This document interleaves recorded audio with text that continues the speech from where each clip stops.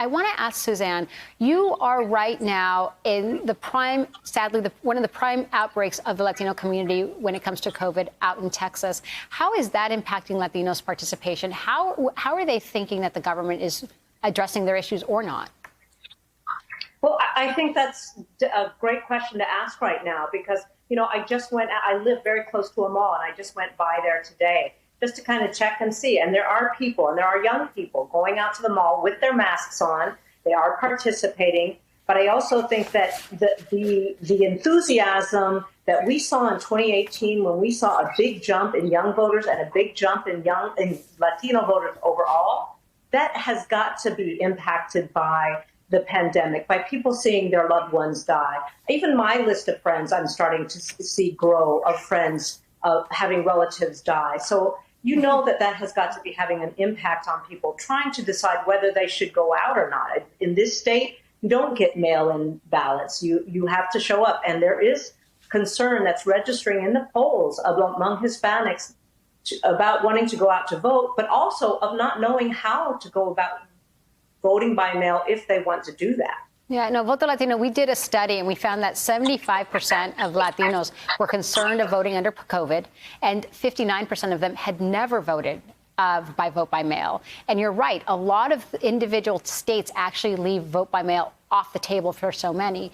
Julio, I want to ask you a little bit more about the survey. What else did you find that you found that was counterintuitive oftentimes of the way the mainstream discusses Latinos when it comes in terms of elections?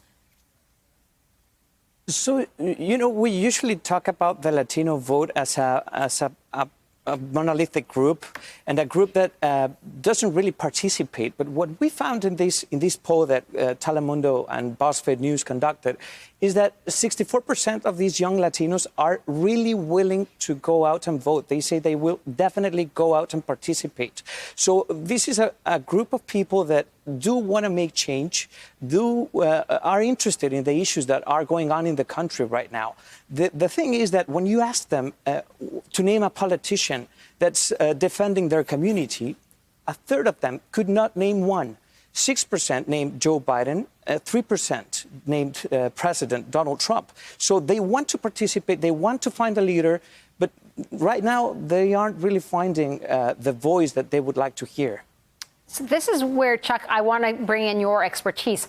I know for a fact that when we talk specifically to the Latino community about the anxiety of policing, when we were at Voto Latino Connected protesting that we saw on the streets to voting, we saw over 2,700% increase in our registration because we were meeting them where they were. We were speaking to their truth. Could you talk a little bit about what we're hearing right now? Julio saying is that they want to participate, but there's a complete disconnect, it seems, from national campaigns on how to reach them. I made that point in my initial statement, is they don't know who you are because you're not talking to them. Currently, right now, I'm tracking the top 10 super PACs on the Democratic side that are focused on white voters. They've raised $500 million, while the 3 super PACs that are focused on talking to these young Latinos have raised a combined $5 million.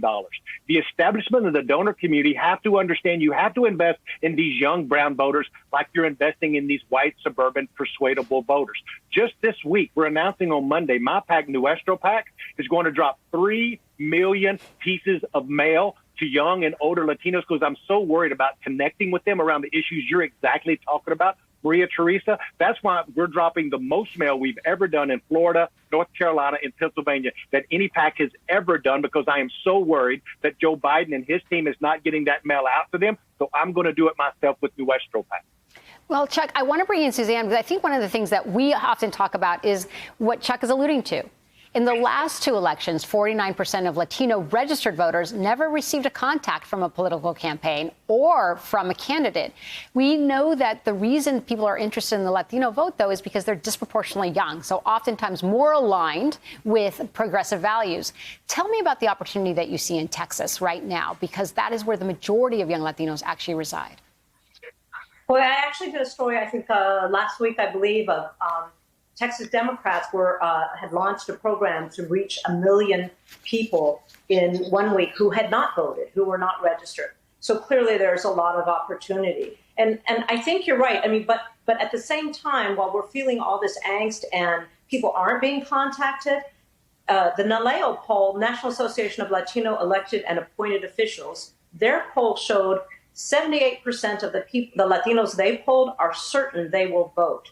Now, it wasn't a huge sample, but they're going to continue testing it. And I think you are seeing people that are saying, I'm going to vote no matter what. They're feeling the angst, but they're also feeling, I've got to do something one way or another, whether it's, I want to make sure the economy gets better later, or I don't like the way coronavirus was handled. I think you are still seeing people engaged. The question is, will it reach the level that it reached in 2018 when we really saw a good uptick of Latinos? The projection is that 14.6 million Latinos of the 32 million will show up. That's less than half that are eligible. There's a lot of opportunity out there to get more Latinos already that are eligible and many who are registered to get out and vote. Hey there, I'm Chris Hayes from MSNBC. Thanks for watching MSNBC on YouTube. If you want to keep up to date with the videos we're putting out, you can click subscribe just below me or click over on this list to see lots of other great videos.